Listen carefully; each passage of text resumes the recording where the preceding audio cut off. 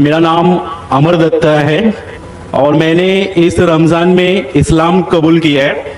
मैं आपका बहुत बड़ा फैन हूँ और मैंने इस्लाम सच्ची नीयत और दिल से किया है। मेरा सवाल ये है जाकिर भाई कि इस्लाम कबूल करने के लिए खतना कराना ज़रूरी है या नहीं? भाई साहब माशाल्लाह इस रमज़ान में अल्लाह ने हिदायत दी उन्हें और अमन का मज़हब कबूल फरमाया। मैं दुआ करता हूँ अल्लाह सुब्हानहू तआला से कि आपकी इंशाअल्लाह जद्दोजहद कबूल फरमाए, इस दुनिया और आखिरत में भी इंशाअल्लाह सफलता पाएंगे। आपका सवाल था कि जब गैर मुस्लिम बनता है, इस्लाम कबूल करता है, तो खतना करना ज़रूरी है कि नहीं? खतना करना जब एक इंसान मुसलमान बनता है तो फ़र्ज़ नहीं है लेकिन सुन्नत मौक़दा है। फ़र्ज़ नहीं है लेकिन सुन्नत मौक़दा है, यानी बहुत अहम सुन्नत है। It is recommended. क्यों? क्योंकि कई वजह है।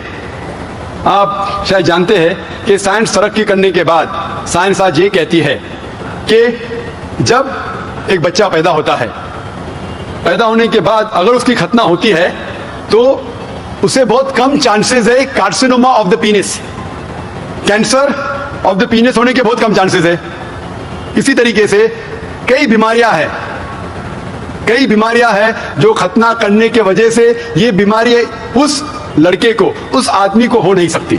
मिसाल के तौर पे there is the prepuce which is there, उसके वजह से वो जिप में अटक सकता है, they can be problem with it.